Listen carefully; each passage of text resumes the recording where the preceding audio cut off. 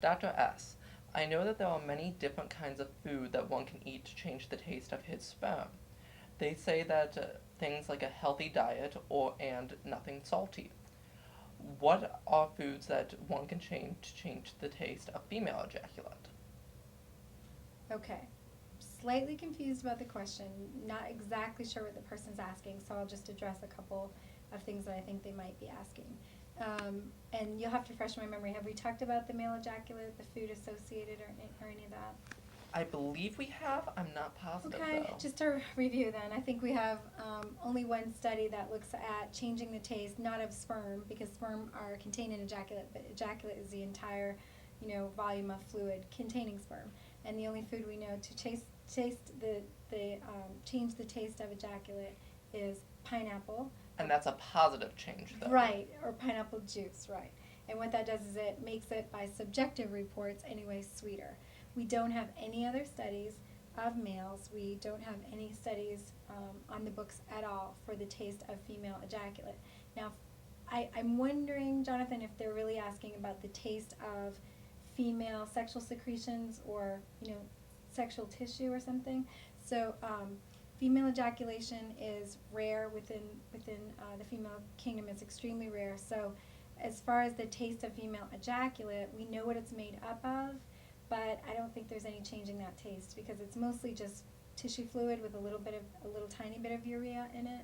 So I don't really know that diet would change that. But changing the taste of the female, the tissue itself, maybe what they're asking, and certainly with that, the same things apply. Exercise will lead to more tissue turnover, and that'll lead to, certainly could lead to a subjectively better scent and therefore taste. Other than that, there are no studies on that.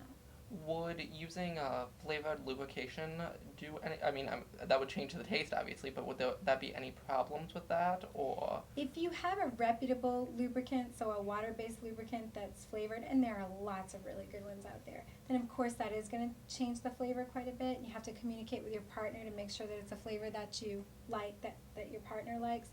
But the other thing is, and this isn't out on the market yet, but there are some sort of lozenges being developed where the female can take this little sort of hard candy and actually insert it into the vaginal canal. It's not been approved yet. It's just starting to be invented. But and they can insert it into the vaginal canal, and as the lozenge melts, it can release a smell and therefore a flavor. Much of flavor is smell, so it can release a smell and then hence enhance the flavor. Because the cervix of the female will dip into a pool of sperm at orgasm, is it better for chances of fertilization if the female reaches orgasm after the male? Okay, yeah. This is definitely from somebody who knows a little bit about human sexuality because the female vaginal canal slants up toward the lower back, so it's sort of at this angle. And right at the top of it is a flat spot or a concave spot. And in fact, when the male ejaculate enters, it usually enters at this point right here, and that little concave area is like a bowl, and it holds on to that ejaculate. And resting right above or poised right above the bowl is the cervix with the cervical opening. And what happens during female orgasm, among other things, is these contractions. And the contractions will dip the female cervix down into this little pool of ejaculate. And in doing so, it forms a vacuum that then pulls the ejaculate containing the sperm up through that tiny cervical opening. And once it pulls it up through the tiny cervical opening, it's then in the uterus. It crosses through the uterus and it makes this long trip up into the fallopian tubes where most of the eggs are fertilized. So that person's asking a very good question, and they're right. In theory, if a female if a female experiences orgasm and she does that after the male has ejaculated, if we're talking about heterosexual sex, yes, that ejaculate will be there, and if she experiences orgasm, it'll cause the vacuum to pull it out.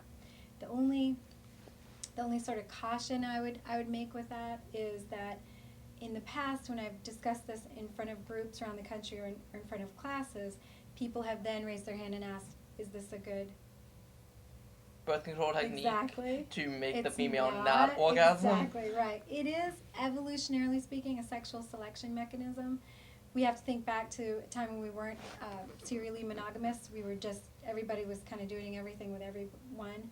And females in our evolutionary history could at any given time have the sperm of two different men in the vaginal canal.